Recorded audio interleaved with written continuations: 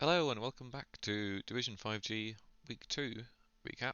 Uh, let's start by having a look at some of the standings. So, actually, let's look at the standings. So there have been a couple of games played already, but so ignoring that 3-0, so Amazon's Wood Elves were tied at first place, and then moving down we've got Necromantic, Nurgle, Undead, Chaos Dwarfs, Dark Elves, and unfortunately Halflings doing what Halflings do best and dying and losing, unfortunately. Uh, so this week we had FC Arnstein won 2-0 versus the Damn Yankees. Totally acting up 1-2-1 versus Frankfurt Fumblers. Fistful of Zeros 2-1 against Gorgoth Allgreys. And Testudines 1-2-1 versus Chicago Coolbears. So quite a lot of high scoring games, relatively high scoring games. 3-2-1s, which is nice because everyone gets a bit of SPP then. Let's have a look. So let's start off with some clips from the games. And we join this match in the middle of the first half. Hermosep opted to kick, and so it's Drunkhead's offensive drive. We've missed so far. Paul Bunyan did a vanity pass on turn 1 to level up. There's a couple of KOs, and Osama Linbarden, took me some effort to say that properly, has got a Cas. And Drunkhead's got in a little bit of a sticky situation with the Beast of Nurgle. So to get out, he's trying to try and blitz out. But unfortunately, both foul appearance and tentacles not working. Tentacles was actually re-rolled there, which makes sense because it's not going to be great. It's getting stuck on there, and then a failed dodge means that Hermosep has a great chance to get the ball back. Well, not back, get the ball for the first opportunity. And Osama Linbarden coming in once again for the double skulls, but now he's got it this time. And he gets a level at the same time, injuring Uncle Sam and getting the ball in the hands-ish of the Nurgle. Back on Drunkhead's turn, Rosie Riveter makes a great attempt and manages to dodge in and pick up the ball, but unfortunately Tentacles is too strong for her. And we see the Dark Elves again stuck in a sticky situation.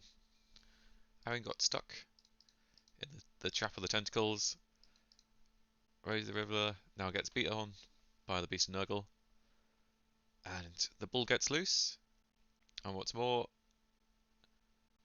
she gets cast at the same time. The Miss next game gets Apoed, so the Witch Elf will come back into play, but that means Nurgle have got a pretty commanding lead at this point, with only 1, 2, 3, 4, 5 Dark Elf players left on the pitch, and the potential time to pick it up and score. Nurgle managed to recover the ball in turn 6 and has no problem out mustering the remaining Dark Elves and scoring on turn 8. And the kickoff goes to a touchback, leading to Nurgle Warrior picking up the ball. Unfortunately, none of the KOs came back for either side, and the Nurgle start the half with 10 versus 7. They come back, and this Nurgle are managing a slow plod down the field in the second half.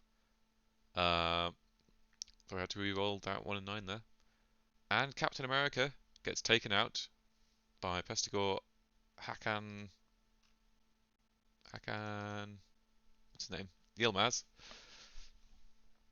Leaving the Dark Elves with only 6 players left for this half. And the ball very close to their end zone.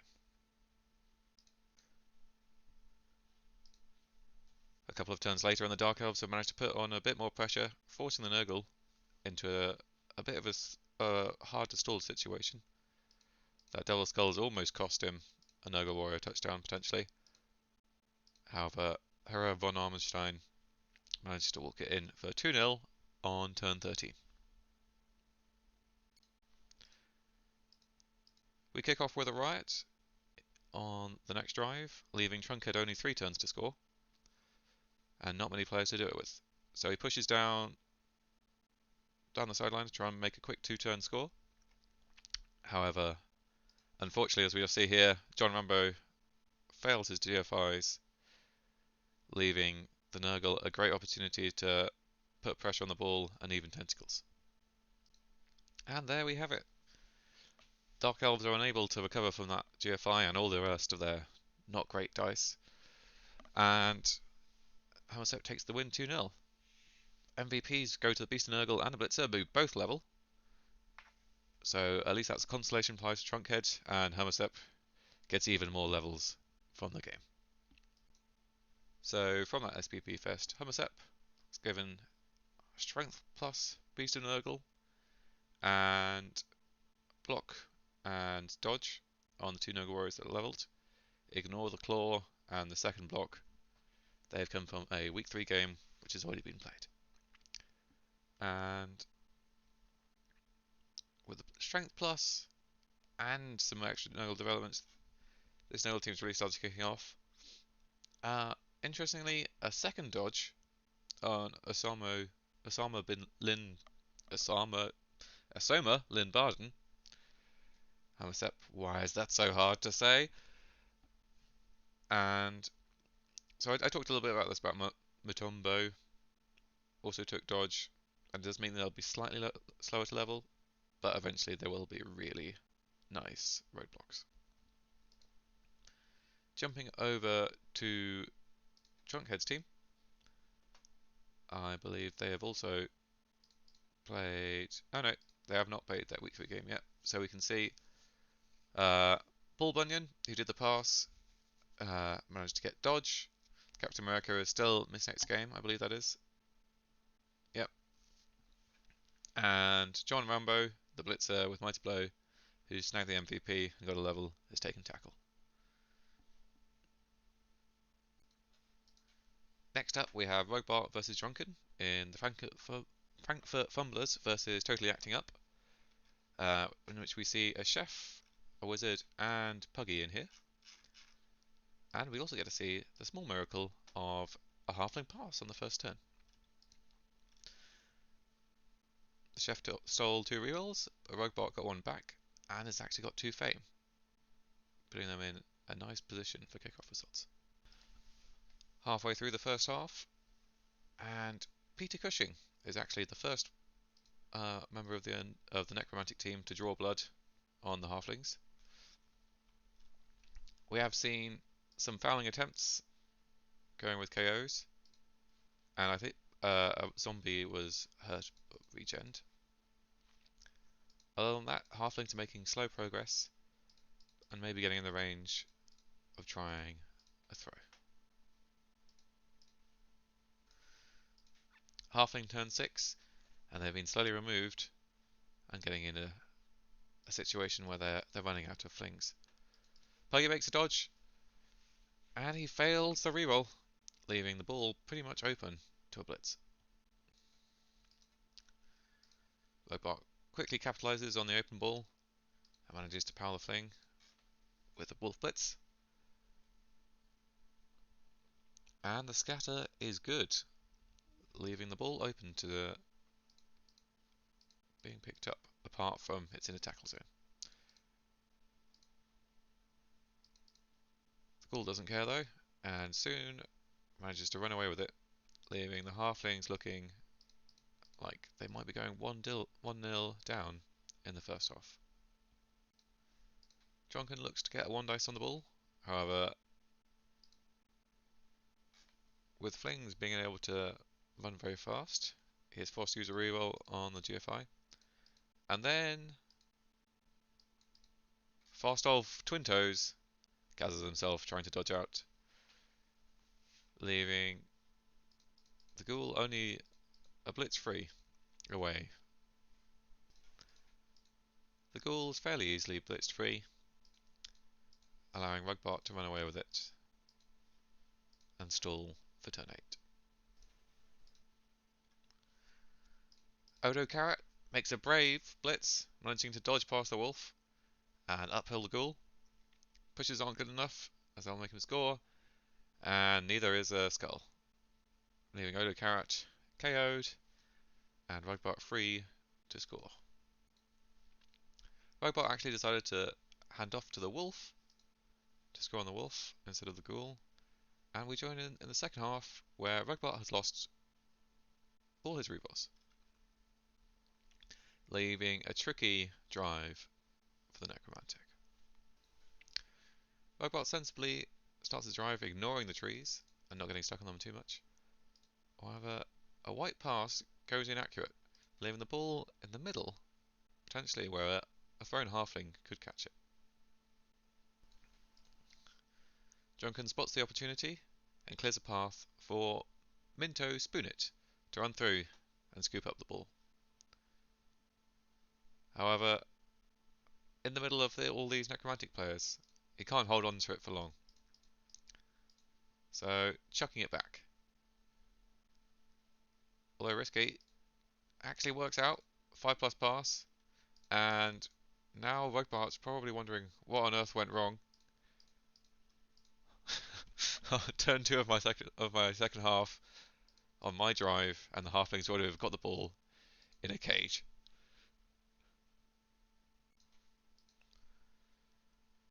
Rugbart's lack of rerolls also bites him in the arse a little bit, with a flesh golem double skulls and a werewolf GFI fail, leaving the halflings a little bit of room to move up. However, with that take root, the halflings are pretty much stuck here. So Drunken decides, oh, let's do another halfling pass play. They work so well. I don't know what you're talking about, 5+. That's a 1 and 3. Nah, all 3 of these passes work. It's probably the most passing I've seen in a halfling game ever. And that makes it 1-1, with Rugbot having 6 turns, I believe, to equalise, and still 11-11 in terms of players. First turn of the new drive, and the Necromantic only managed to knock over 1 halfling. However, they do get a KO for their efforts.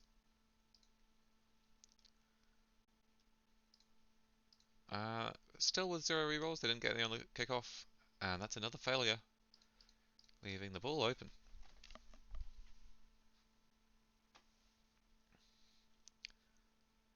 Drunken promptly decides this is a good time for a fireball. However, the wizard thinks, is it? And only manages to knock one over. Turn 15, it's looking bad for Rugbart.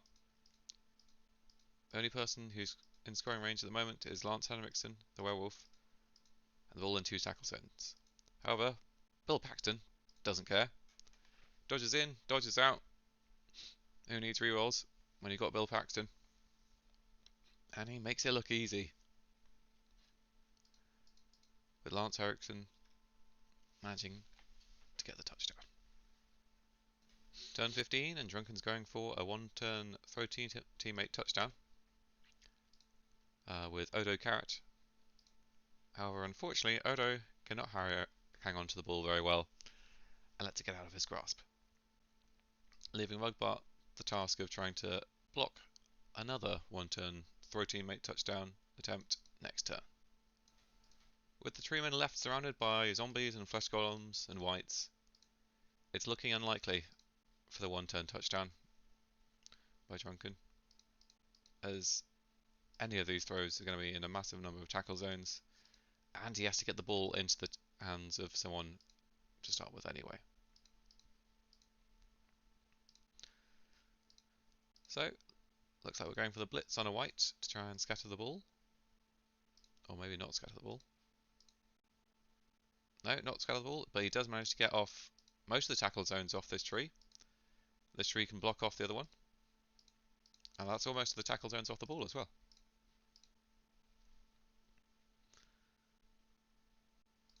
Interestingly, he decides to clear the ball tackle zone rather than the tree tackle zone, which I think is probably the right move, as inaccurate is good enough for a tree, but it's going to make it much harder to try and pick it up. However, Odo Carrot drops the ball again and uses the reroll. And then we're followed by a couple of ones. Leaving Odo Carrot sitting on the floor and 2-1 to Rugbot. Again, both MVPs go to people who leveled, though Adelard High Hill didn't need it to level. And Rugbot's got to be pleased with the Flash Golem level up again so early in the season. I'd imagine that's going to be God. Rugbot is one of these people that has actually played their week 3 game already. So ignore this tackle on Gary Oldman. But Lance Henriksen got his block, Boris Karloff got the guard, and Bill Paxton got the block as well, leaving him in a very good position. And then looking back at the Frankfurt Fumblers, Adelaide High Hill got diving catch, very nice addition, and Largo Pearson is back from his mistakes game on the block. Next up is Chorus versus Wood Elves, and in the second turn we see a line on the Wood Elf pool, and they've already lost it.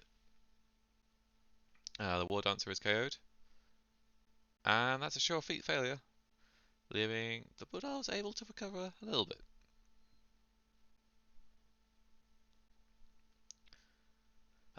Also that's happened in this half is this Chorf blocker got badly hurt, and this plus strength War Dancer is going to come back and hopefully rescue the half for the Wood Elves.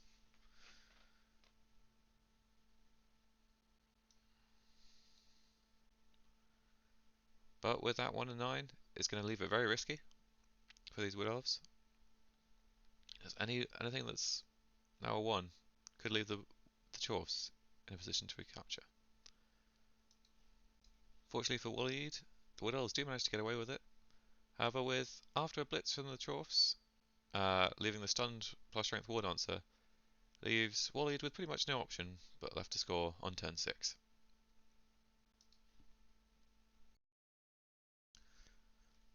Now on turn 8, the Wood Elves are in a good position to try and stop the score.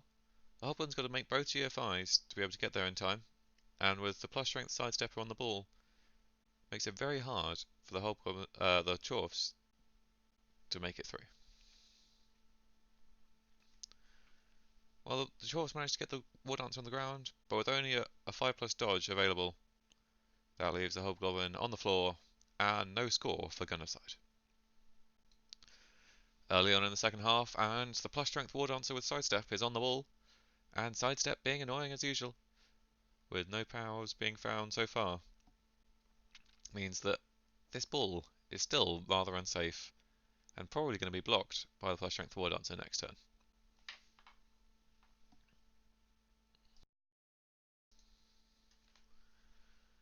Well, and the plus strength War Dancer does indeed get a block on the ball. He rerolls and still gets no power. And with a loner dodge, we can get another block.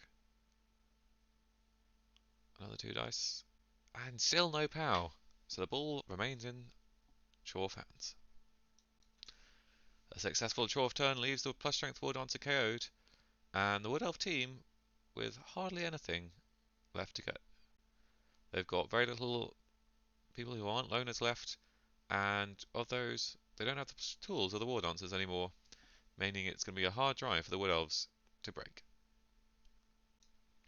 And indeed, the Chorfs managed to keep a very nice cage going through most of the half. There's a few more KOs that's happened, and on turn 15, they've got a solid position with a cage. However, Gunnerside does decide to take the risk of handing off to the blocker. This could be risky because if this fails, then with only 1 turn left to go, a 1 and 9 failed pickup could mean the end. However, the Wood Elves can't get too much in the way, and it just leaves the Chorfs with only the 2 GFIs needed by this blocker to get into the end zone. Gunnerside decides now's a good time for a 3 dice block. Despite being 1-0 down, they still need to score to bring it to equalise. So a 3 dice block is a little bit risky, but then the chance of 1 in 216 is quite low. And he makes it. So touchdown and more SPP for the Choff blocker. That just leaves time for Wally to attempt a 1-turn. He has only got the plus strength war dancer as his main skilled person, and a fail on the pass means he's already going to be out of rerolls to try and make this work. Now, the 1-turn defense is a little bit far back, meaning they don't need to make the last dodge, which would make it slightly harder. But with so many pushes needed, and they don't have any rerolls, it does seem unlikely that the War Dancer is going to get through. But push is made, and now we just need a couple more loner dodges. So it doesn't really matter that they're loners now that reroll's gone. Gotta get in, fill those squares, because I think he needs just one more square to be in range of scoring. Gets the power, so no dodge needed, which is nice for the Wood Elves. And he's just got a little bit of time to get in. And he makes it straight through, bringing it 2-1 for the Wood Elves.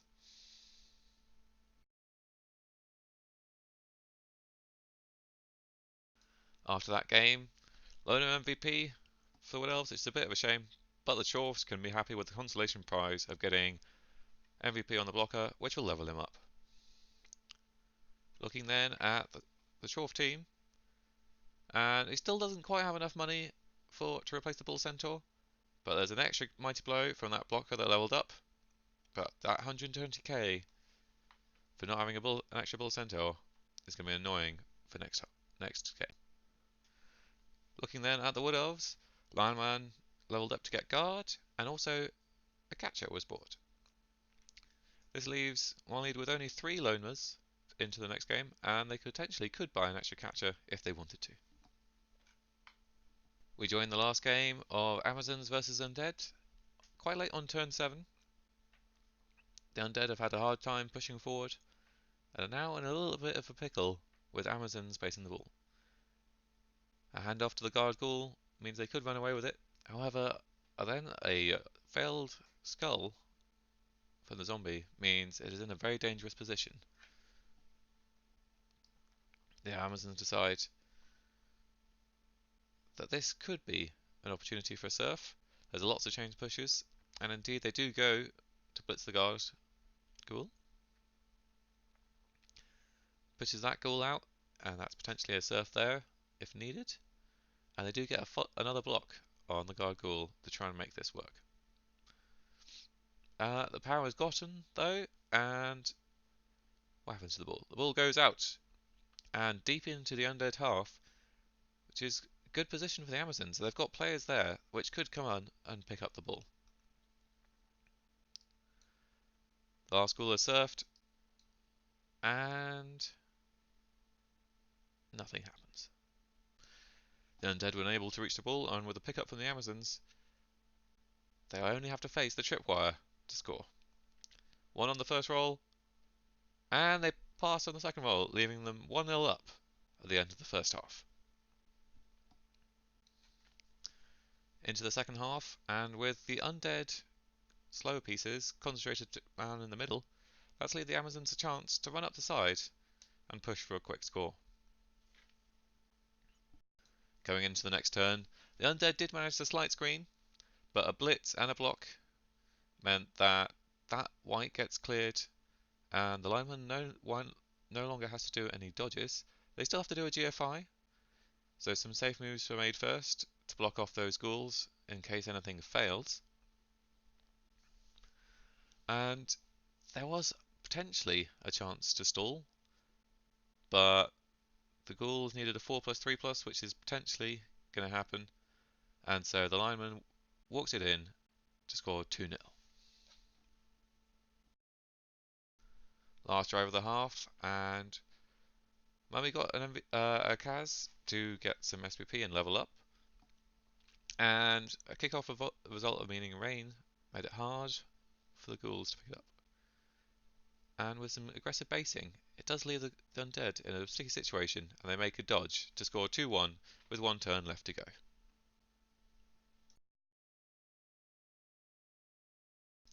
Not much happened on that last turn, other than a blitzer on the Amazon team threw a pass to get a level. And with the MVPs, Skeleton MVP, not that interesting, but the MVP on the blitzer to level up is also good for the Amazons. Looking then at the undead team, the moment that leveled up got guard, and that ghoul got block. I'm not sure if that happened in that level in that game because they have actually played their week 3 game already. But the whites are both in a good position where they're close to leveling up, and the ghouls are good too. Looking then at the Amazon team, Mighty Blow Blitzer got tackle, and the Blitzer that threw a pass to level up got guard. I believe that other guard may be from the next game, which they've already played. And also, they've received 2 permanent injuries, which they could replace because they've got 100k, but it's up to them. And that about wraps it up for this week. Apologies for the last 2 games and those clips. I managed to record them without recording any audio, so I've now separately recorded the audio, and so some of that might not completely line up properly. Apologies if that happened.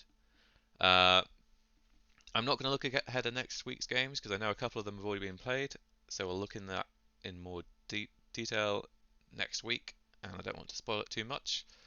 But other than that, thank you for watching.